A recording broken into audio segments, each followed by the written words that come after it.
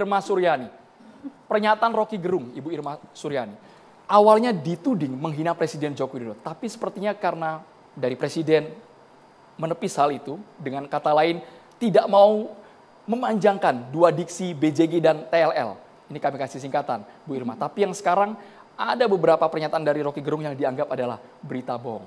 Anda melihatnya seperti apa, Bu Irma? Yang pertama, orang ini mengaku akademisi. Kemudian juga mengaku sebagai profesor. Seneng banget disebut profesor. Padahal dia bukan profesor. Cuman S1 doang.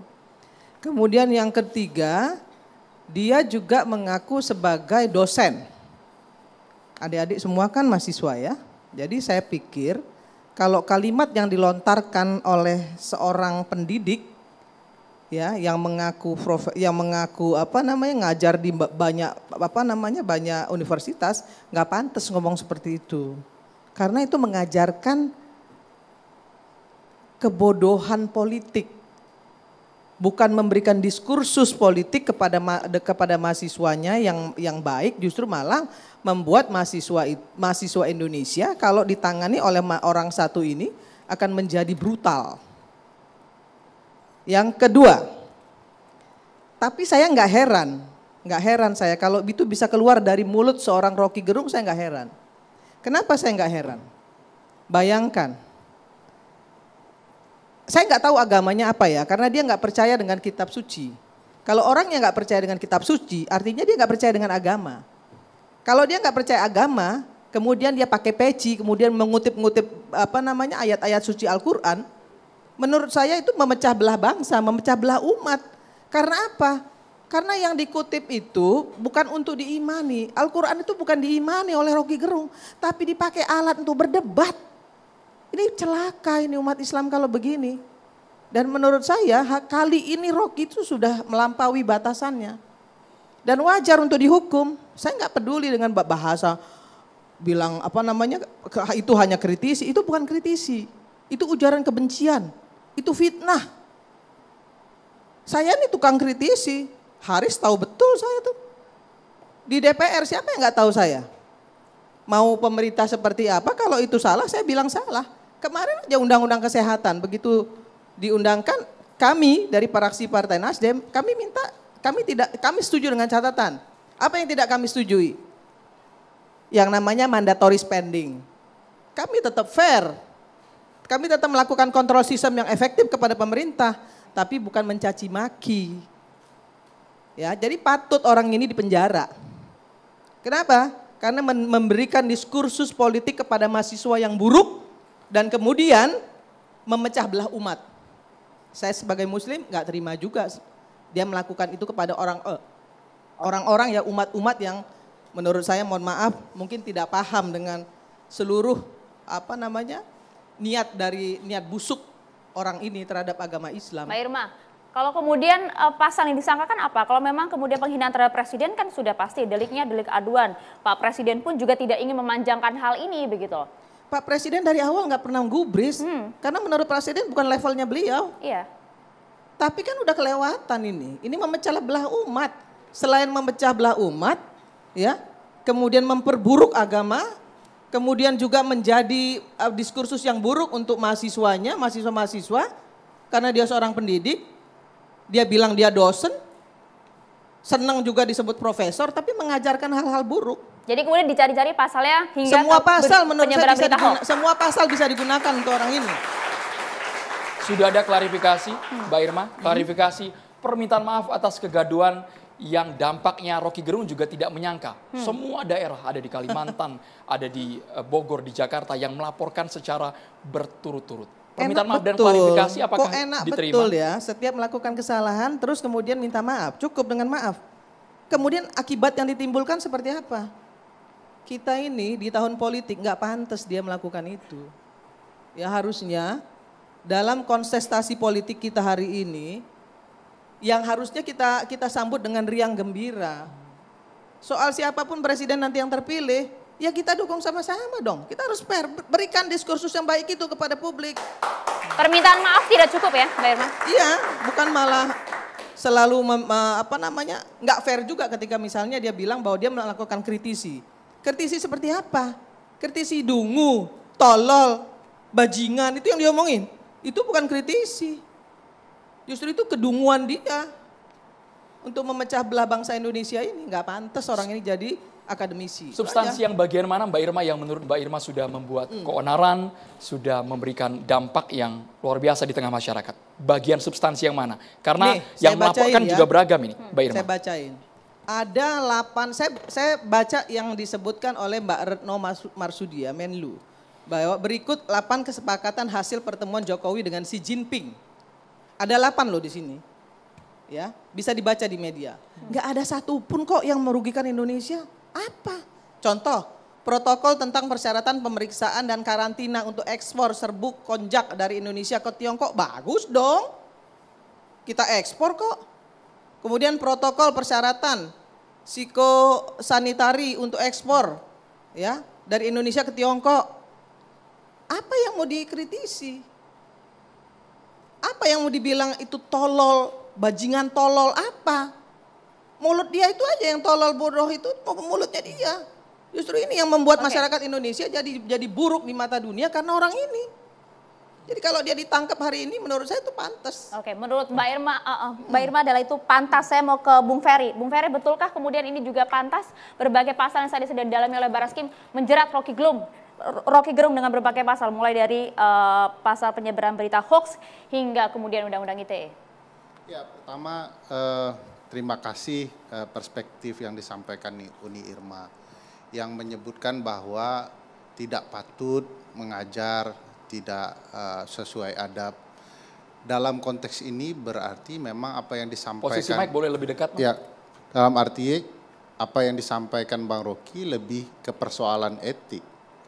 Masing-masing orang akan berbeda cara melihat etik. Oleh karena itu, karena ini saya pikir bukan lagi persoalan hukum. Kalau kita lihat konteks pasal-pasal yang dikenakan ke Bang Rocky, kan ada tahapan-tahapannya ya. Pertama mau dikenakan delik penghinaan terhadap presiden. Karena delik aduan tidak mungkin presiden datang sendiri. Apalagi kemudian serangannya itu berkaitan dengan kebijakan presiden gitu ya. Tidak jadi. Lalu dicarikan delik lain pasal 28 dan 45 Undang-Undang ITE. Pasal itu punya unsur yang sulit buktikan, yaitu unsur yang berkaitan dengan SARA ya. Suku, agama, ras, dan antar golongan. Oleh karena itu tiba-tiba pasal itu kemudian dicabut, ya, dicari yang lain. Dan kebetulan sama dengan beliau berdua pasal yang mau dikenakan, pasal 14, pasal 15, Undang-Undang 146. Yang berkaitan dengan KUHP lama mau diubah ya. Saya kira ini penyesatan publik juga. Tunggu, ya sabar. nggak bisa juga Sabar. dikatakan sama dengan bangsa ganda Senegolan dengan Pasalnya sama. Enggak sama. Ini pasal ini nggak sama. Pasal yang Rocky Gerung ini melakukan fitnah. Oke, Boleh kita pasal apa yang tuntaskan dulu? dimaksudkan? Ibu Irma ditahan dulu, Dari dituntaskan mana dulu. Uni tahu fitnah? Uni yang difitnah. Loh, siapa yang difitnah? Nah ini dia. Ya siapa? Uni. Dari mana Uni tahu itu fitnah? Presiden sama sekali tidak mengatakan. Saya bicara di media. Apakah Uni tahu betul 100% presiden? Tahu? Apa? Apanya yang difitnah? Dia bilang Ah. ya bahwa IKN mau dijual ke Cina misalnya seperti itu. Itu fitnah bukan? Iya, kan presiden yang dia bilang. Yang menjadi pasal yang dipermasalahkan itu kata-kata BJG TLL. Begini Ya. Pak, Ya kan? begini Adinda.